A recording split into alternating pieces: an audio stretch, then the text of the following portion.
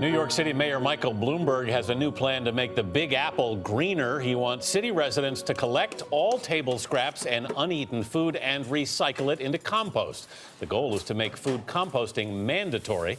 Time magazine senior editor Brian Walsh writes about energy and the environment. Brian, good morning. Good morning. To start with, Brian, just how big a problem is this? Well, food waste is actually a big problem in the United States. About 40% of the food that's actually purchased in America, it goes to waste. We don't actually eat it. It ends up in the trash. And that's a problem because when food actually does go to a landfill, it degrades. It can actually release methane into the atmosphere. That's a climate gas. And of course, it's also filling up the landfill, and that costs money as well. New York is somewhat notorious for not being good at recycling, but the mayor is really trying to change that. He's trying to do something about food recycling. Mm-hmm. It's true. New Yorkers are not good at recycling. We only get about 15% of our waste actually goes from landfills to recycling, and that's historically always been a problem. Now he's tried to crack down on glass, plastic, and paper recycling.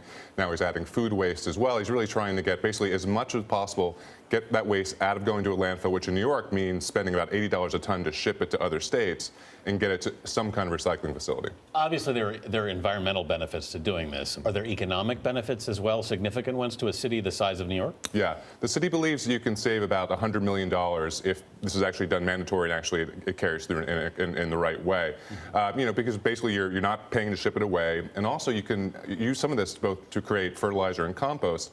Also, you can actually use some of the gas that's created when you do degrade this food waste can be burnt for electricity. It's called biogas, and there is a plan the city has to actually create a plant that would actually create sustainable energy using this kind of food waste. Oh, that's incredible. So it has almost a second life. Exactly, yeah. So you brought, Brian, a little prop with you. We saw it in the video there, but how does this program actually work? You're basically taking leftovers. Right, exactly. I mean, the idea is you're going to sort of separate out your food waste. That means any, your leftover food, your leftover scraps, what have you, any kind of organic waste you create, and put that here into this the city's going to give you. Just as the same way that you would sort of separate your plastic, your glass, your paper from the rest of your waste stream. You take this, and eventually you'll sort of take it to a central collecting point, maybe in your apartment, or it could be on curbside pickup, just as you do with recycling now. I mean, that's the plan. And of course, this is going to be, over the next couple of years, is going to happen. And it's important to remember, of course, that Mayor Bloomberg is going to be gone in about 6 months. So it's going to be someone else's job to actually carry this through. Right. There are big cities that do this already: San Francisco, Portland, Seattle. Is it working well there? Yeah, I mean, San Francisco has been doing this for 16 years. They've been collecting food waste, turning it to compost. They actually sell that compost to local vineyards for fertilizer. It's the cities you couldn't expect. It's those West Coast cities that generally are on the edge when it comes to green behavior. New York City will be the first, I think, city of this size, certainly on the East Coast, to do it. But you have over 100 communities around the country that have some form of municipal food recycling. So this is really something that's on the grow.